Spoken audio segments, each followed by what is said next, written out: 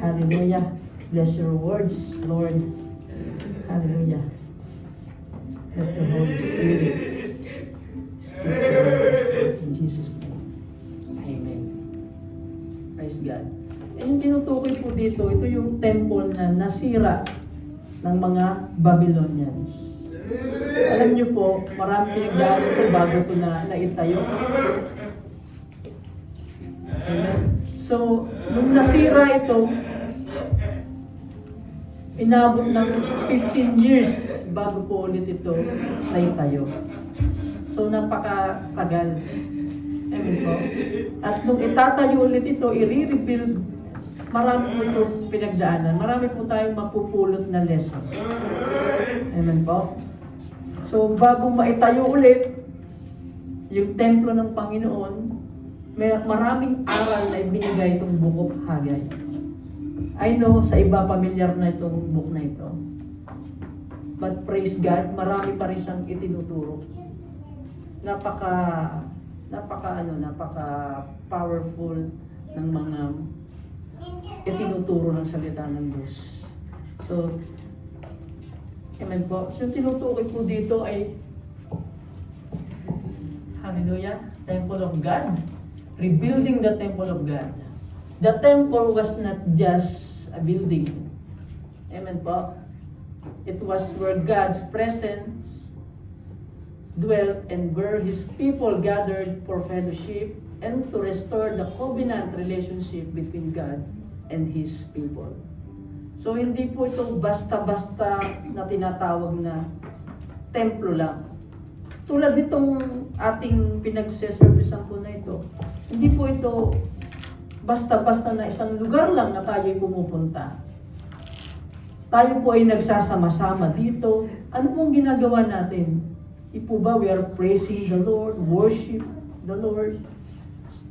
Amen po. Nag-aaral tayo ng kanyang salita. It means napakahalaga ng templo ng ating Panginoon. Praise God. So, tonight, pag-aaralan natin bakit napakahalaga sa Panginoon itong templo niya at yung mga pagkakamali ng kanyang mga pinili. Amen po na hindi ito napahalagahan.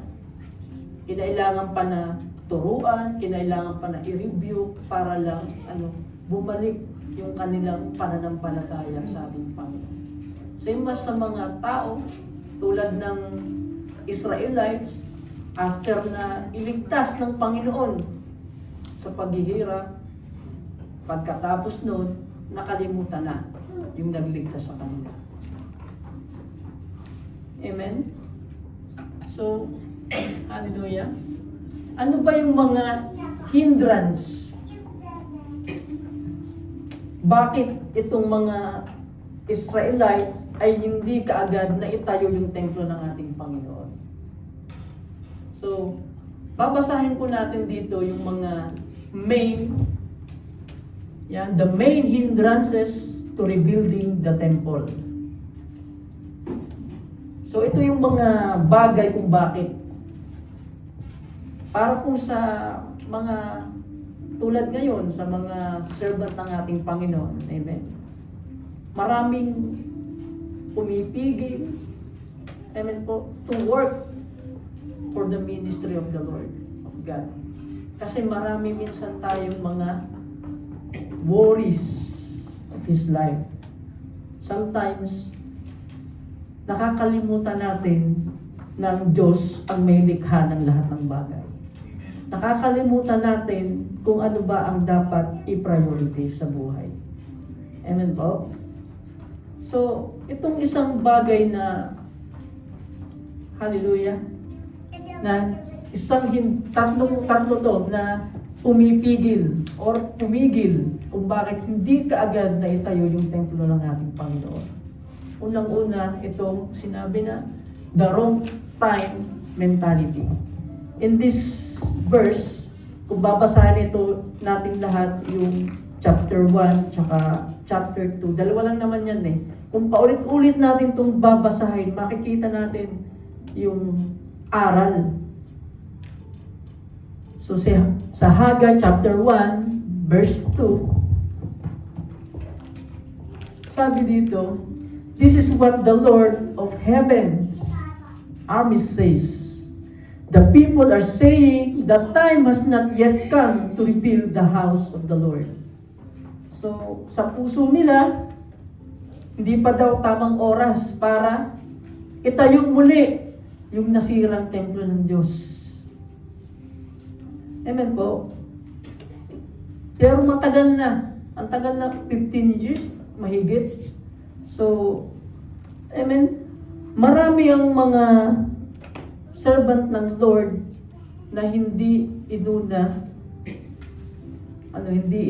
yung para sa Panginoon. Mas inuna yung sariling kapakanan. So, ito, yung mentality na hindi pa to oras. Amen po. So, alam nyo, itong time napakahalaga po niya. Once na nandudoon na sa yung dealing ng Lord sa puso ng bawat isa, wag po natin itong palalampasin. Especially salita ng Panginoon. Mayroon pang nagre-rebuke sa'yo, mayroon pang nag-i-invite sa'yo, mayroon pang mga tao na nagre-remind sa'yo, pahalagahan po natin yung mga bagay na yan. Dahil hindi natin hawak ang oras. Amen po. So, once na ang Panginoon ay meron ng dealing sa atin na gawin kung ano yung pinapagawa po sa atin, wag po natin niyang i-delay. Amen po. Praise God. A true servant, inuuna niya lagi yung dealing ng Lord, hindi ang dealing ng sarili. So ito yung isang bagay na mentality noon ng mga Israelites. Pangalawa, ano po yung nangyari? Bakit hindi kaagad na itayo yung templo? Ito, misplaced priorities. Ano ba yung priority natin ngayon? Sino po dito yung makakapagsabi? So alam natin, bawat isa sa atin, madali pong malaman kung ano yung ating pina-priority. Amen po? Kung alin yung nasa puso mo na kayamanan para sa'yo, yun ang yung pina-priority. So kung tatanungin mo yung bawat isa sa atin, ano yung kayamanan mo ngayon? Sige po, tanongin yung katabi nyo, ano ba yung yaman mo ngayon? Kayamanan mo ngayon? Yung ano ba? Yung mga business ba natin? Yung mga wallet? Or kung anong mga bagay na pinapahalagahan natin.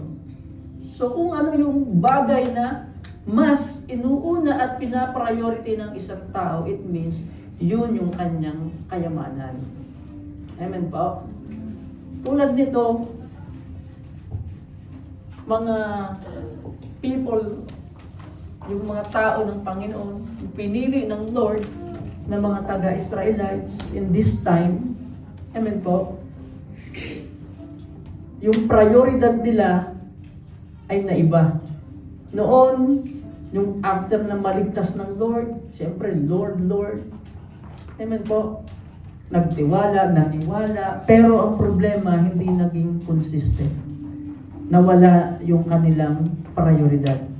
So, siyempre, galing sa pagkawasak, pero nung sila bumalik na, tapos na. Amen po, anong nangyari? Ito yung nangyari.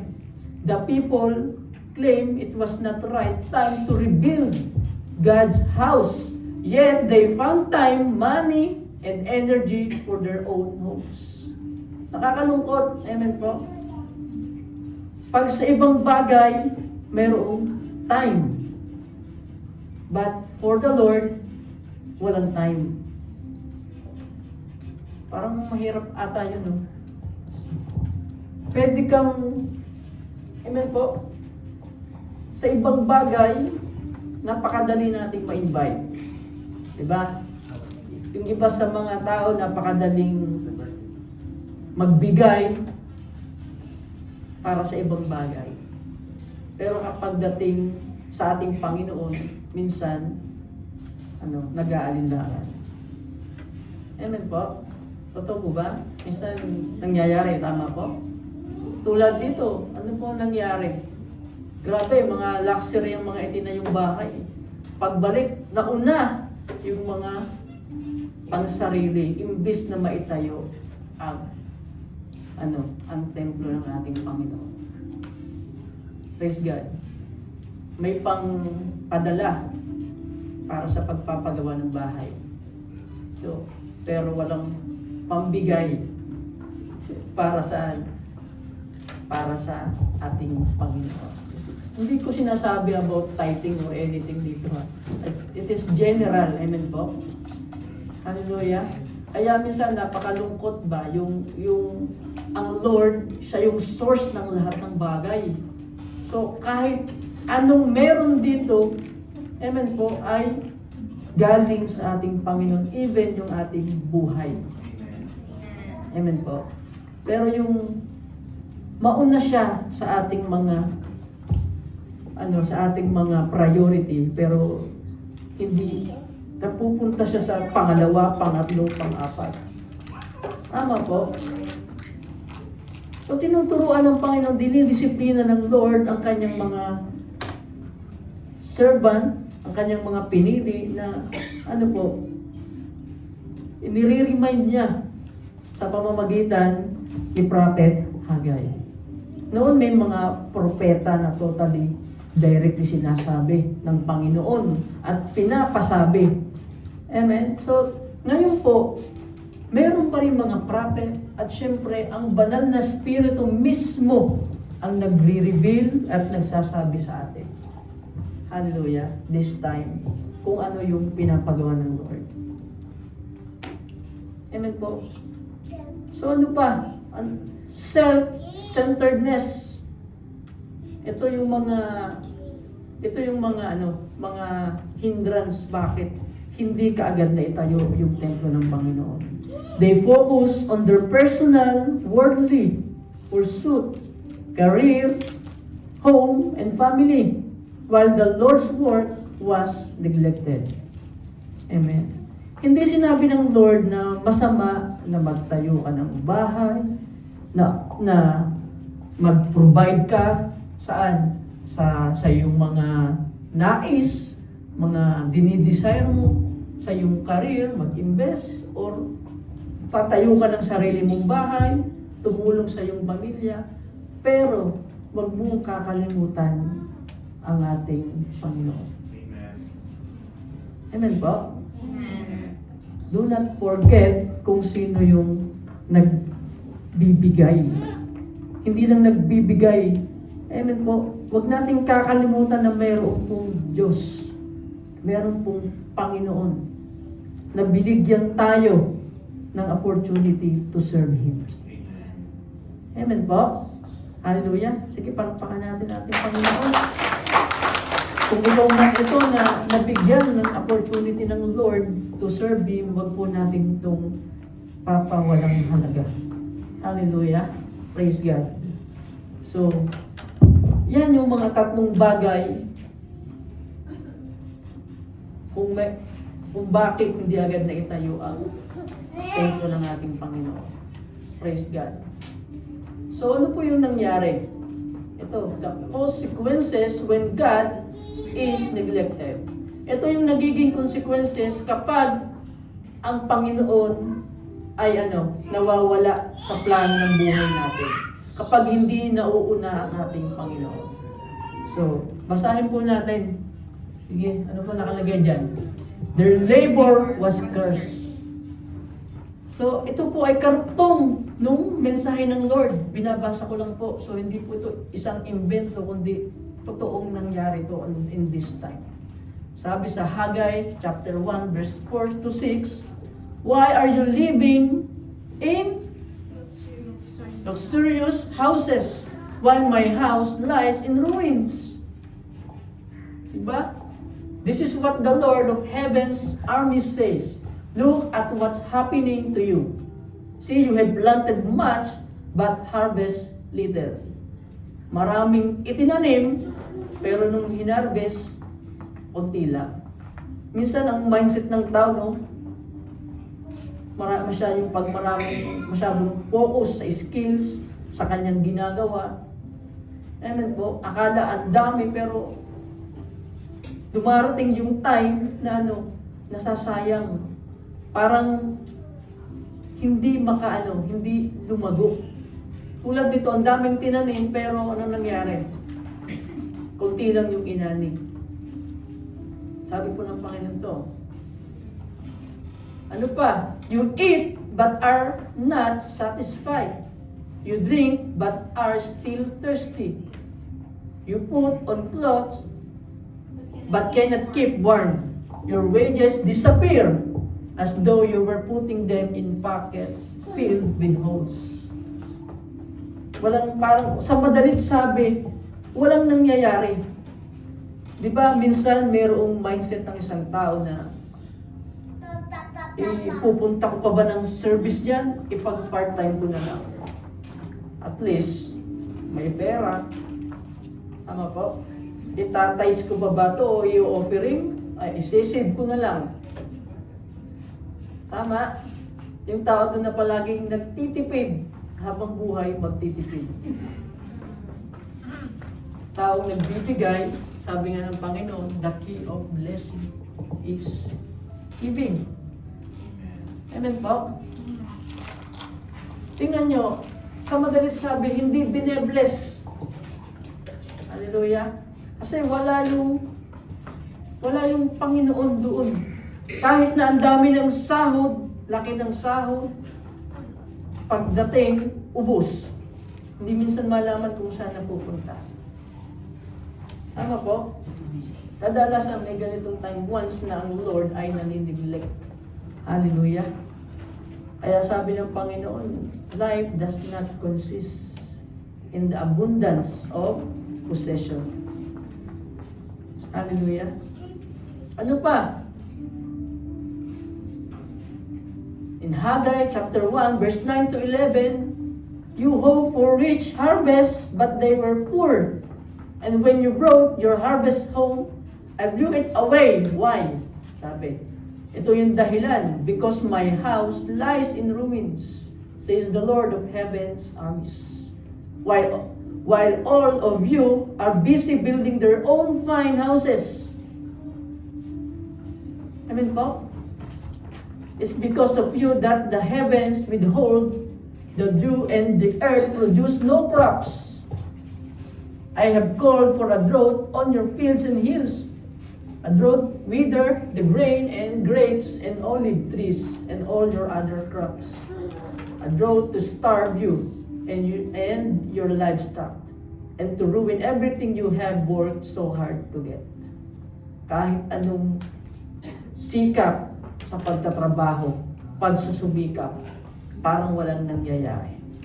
Siguro po, katulad po nito, na curse ng Lord dahil, amen po, napapabayaan kung ano yung kailangang unahin at i-priority. Amen? Praise God. Sa ating buhay, hallelujah, hindi lang naman ito sa kwento na to. Bakit naisulat ito kung walang nais sabihin ng Panginoon? God is the same, yesterday, today, and forever.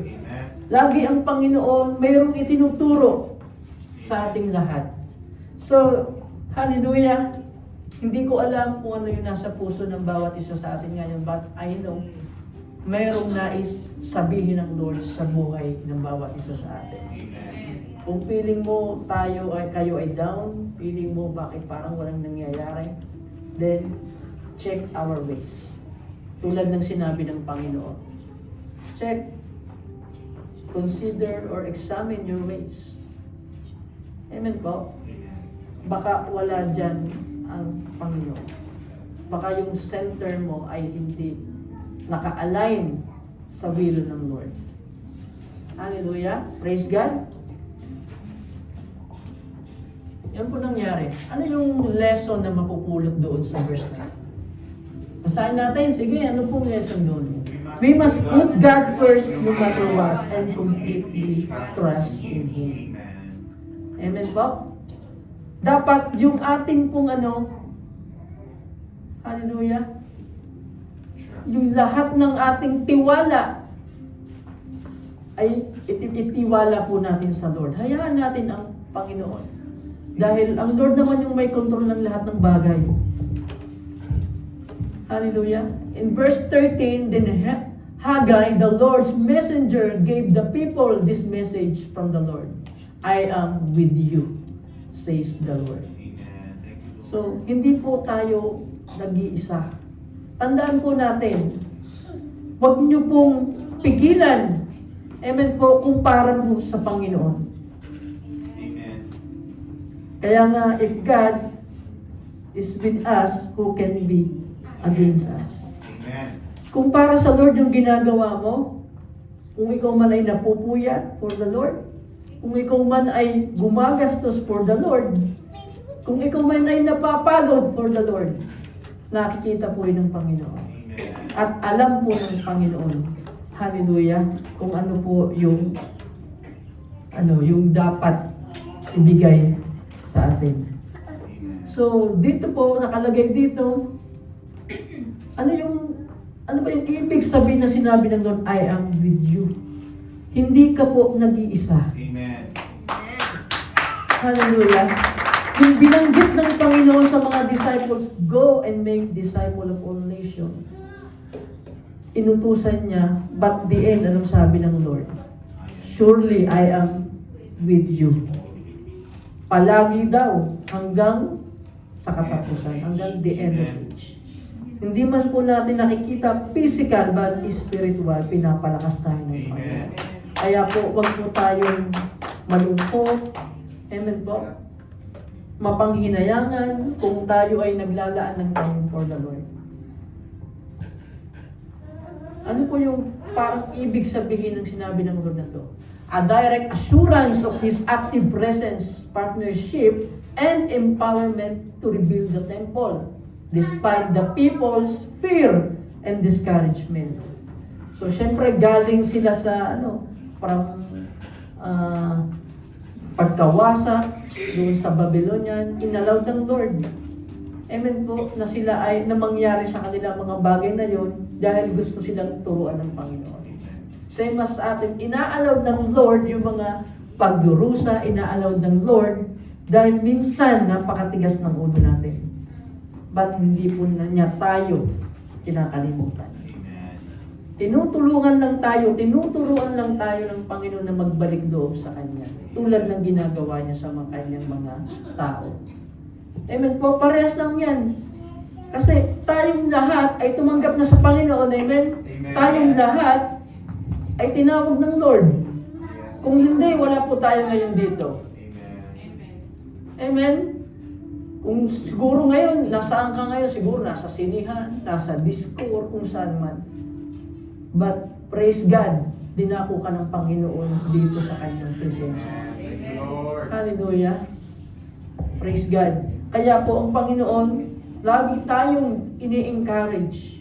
Magpatuloy tayo, huwag tayo umalis sa Kanyang presensya.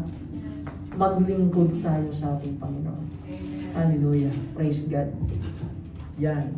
Ano po yung nangyari after na i-rebuke niya ang kanyang mga servant? Ang sabi po dito, God's people began to obey the message from the Lord. Yun ang pinakamahalaga. Even tayo ay madapa, even tayo ay ma-discourage. Tulad ng takot nila na siguro hindi nila magagawa yung katulad ng templo noon na tinayo ni King Solomon.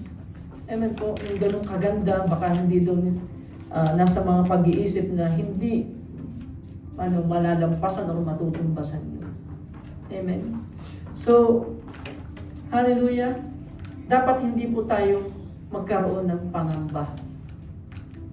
Lahat ng ginagawa natin for the Lord, amen po, ay na-acknowledge niya. Halimbawa, kahit ikaw ay ayos lang ng bangko, tagapag-set ng instruments, lahat, ginagawa mo yan for the Lord. Nakikita po ng Panginoon ito. Amen po? Hallelujah. So sa Haggai chapter 1 verse 14, so the Lord sparked the enthusiasm of Zerubbabel son of Shealtiel, governor of Judah, and the enthusiasm of Jeshua son of Jehozadak, the high priest, and the enthusiasm of the whole remnant of God's people. Amen po, pinangunahan ng dalawang servant at kasunod yung buong people ng ating Panginoon. Yung mga, hallelujah, yung mga niligtas ng Lord doon sa Egypt. Praise God. Hindi po kaya ng isa o dalawang tao ang paglilingkod sa Panginoon. Especially, this is the temple of the Lord. Amen po? Hallelujah. Kung nasaan ang presensya ng Panginoon, yung place kung saan tayo nag-gather, nagpe-fellowship, to glorify our God, that is the temple of God. Amen. Place of worship. Hallelujah. So kung isa o dalawang tao lang yung tumatrabaho or merong pananampalataya, hallelujah, sa lahat ng bagay, malabo pong mangyari ang nais ng Lord. Nakita po natin dito, whole remnant of God's people, they began to work. Amen. So lahat ay nagtrabaho for the kingdom of God. At ano po nangyari? Hallelujah. The Lord of heaven's armies. They began to work on the house of their God. So nagsimula na silang trabahuin at gawin yung templo ng ating Panginoon. So minsan kailangan pang i-review, kailangan pang i-remind. Amen po. Minsan kasi nakakalimot ang tao kung ano ba yung nais talaga nating or kailangan nating priority. Amen po. Diba? Sometimes kaya nating magbayad ng malaking renta para pang sarili.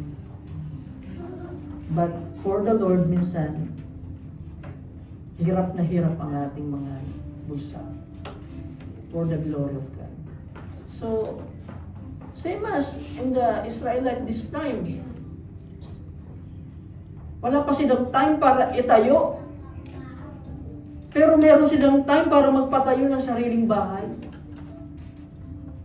Amen po. Meron silang time to, hallelujah, sa kanilang mga pangsarili, pero walang time para sa Panginoon. Praise God. Parang yata kayo masaya. Praise God. Palakpakan natin ating Panginoon. Hallelujah. Ano nangyari? The result, the glory will become greater than its past glory, and God will bring peace. Hallelujah. So hindi lang kung gaano yung glory noon, after masira, mas mas greater pa nung naitayo yung templo. At yung kapayapaan ay nandun. Alam niyo po, mahirap hanapin yung kapayapaan. Kaya nga ang daming ginagawa ng tao para lang hanapin yung peace of mind. Kasi hindi yan kayang ibigay. Hindi po yan kayang ibigay kahit saan kayo magpunta dito sa mundo. Ang tangi lang makakapagbigay ng kapayapaan ay ang Panginoon. Amen. Amen po. Lagi yung mayroong kahit saan ka pumunta, lagi na kahit, halimbawa, gusto mo yung bagay na to, mapuntahan mo to. Once na dun ka na, I know, maghahangad at maghahangad ka po rin ng iba. Dahil wala pong kakontentuhan ng tao. Amen po. Tanda po natin yun, ang contentment ay nasa presensya ng ating Panginoon. So the future glory of this temple will be greater than its past glory, says the Lord of heaven's armies. And in this place I will bring peace. I, the Lord of heaven's armies, have spoken. So yan yung isang promise ng Panginoon nung itinatayo ng Lord ang kanyang temple. Hallelujah. Tulad doon na pag-aralan natin na nakaraan, di ba? Ang daming pangako ng Lord. Amen. At imposible po na hindi yung tutuparin ng ating Panginoon. Hallelujah. So, meron pa ba tayong mga ang mga hindrances? Ngayon po ba ay hindi pa tayo talagang nakakapag-decide to follow our Lord? Wala pa ba sa puso't isipan natin to serve our Lord? Wala pa ba yung puso na na talagang kailangang mauna ang Diyos sa buhay ko? Kung wala pa po yan, po, ipagdasal po natin, ipagpray natin yan sa Lord. Dahil ano man yung dahilan, napakaliit lang po ng dahilan na yan para hindi mo pagsilbihan ang ating Diyos. Amen. Hallelujah. Praise God. Praise the Lord. Yan. Ano pa? Ang naging result? Yan. God bless His people. Amen. In Haggai chapter 2, verse 19, kasunod lang po yan. I am giving you a promise now while the seed is still in the barn. Alam mo yung sinimulan pa lang, nung sinimulan nila, naka-ready na yung blessing ng ating Panginoon. Sabi ko nga po, hindi po tayo nag-iisa kapag gumagawa tayo for the Lord. Huwag po kayong mapapagod kung tayo ay nagsiserve sa Panginoon. Yes, Lord. Hallelujah. You have not yet harvested your grain and your grapevines, fig trees, pomegranate, and olive trees have not yet produced their crops. But from this day onward, I will bless you. Amen. Hallelujah. Ibig sabihin, ang blessing dumarating once na inuuna natin ang ating Panginoon. Amen. So, binigay na ng Lord yung clue. Binigay na ng Panginoon. Hallelujah. Amen daw, amen. Sabi ng aking anak. Praise God. Praise God. So, naka-prepare na po. Kaya po, isa puso po natin itong, ang mensahe ng Lord. Prioritizing heaven means investing in things that cannot be destroyed or stolen. Amen. So kapag pina-priority natin, hallelujah, yung para sa Lord, para sa ating Panginoon. Tayo po ay nag-i-invest, hindi po dito sa mundo. Hindi lang dito sa mundo, pero nag-i-invest na po tayo sa langit. Amen. Hallelujah. Nakikita na ng Panginoon. So do not lay up for yourselves treasures on earth, where moth and rust destroy, and where thieves break in and steal.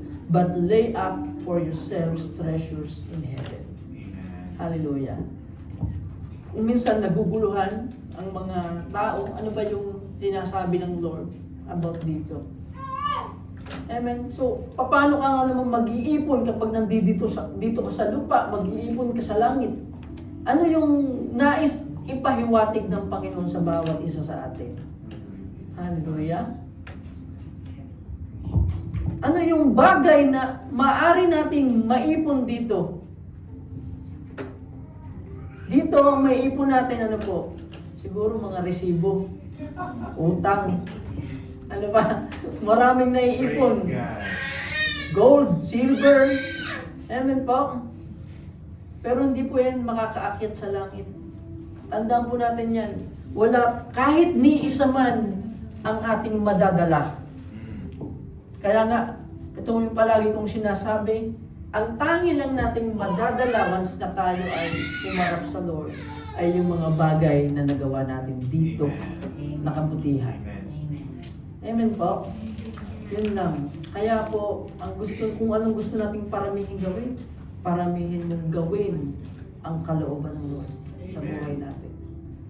Hayaan natin kung, amen, hallelujah, mawalan ka ng time sa mga bagay na yan, basta huwag kang mawalan ng time para sa ating Panginoon. Amen. Amen po. Hallelujah. Ang sabi nga ng Lord, ang commendable sa Kanya ay yung mga paghihirap na ginagawa ng tao, hallelujah, para sa Kanyang kapurihan. Pero yung paghihirap na ginagawa mo para sa iyong pansarili, hindi po yun kapuri-puri sa ating Panginoon. Amen. Ang kapuri-puri sa Lord ay yung mga bagay na siya ay naitataas. Amen. Kaya nga, humbleness is the key. Hallelujah. Kasi kung ang isang tao ay punong-puno ng pride, talino, skills, ano pa, yaman, physical appearance, amen po, minsan napakahirap pasunurin sa Diyos. Amen po. Pero kung ang isang tao ay magdi-decide, humble himself, and surrender to God, makakakilos ang Panginoon sa buhay natin.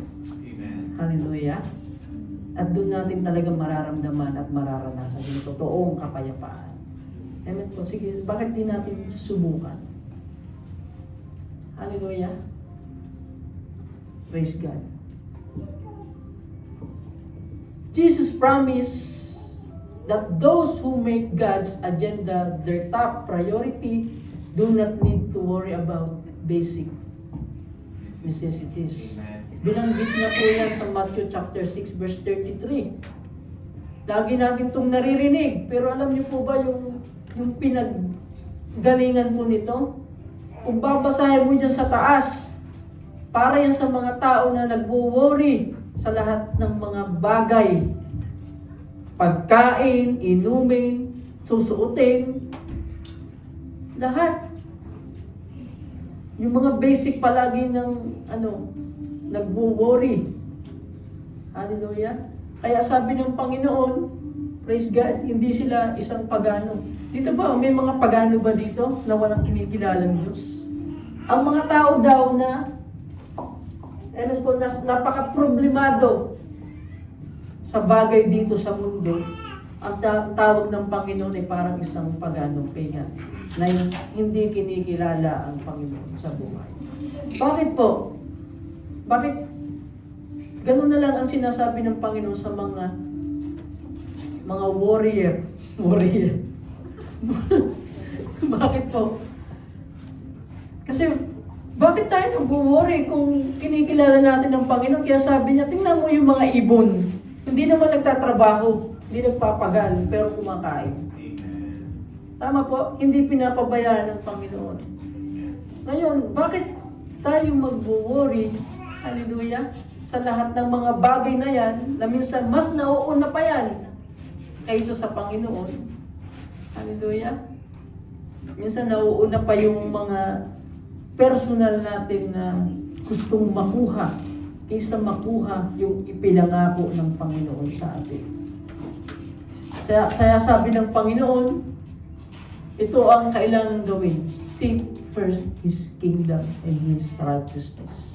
At all these things, yung lahat ng mga bagay na yon ay idadagdag na lang ng Panginoon. Tingnan nyo ang sinabi ng Lord, shall be added unto you as well. It means, added lang siya. Hindi talaga siya yung top priority. Amen?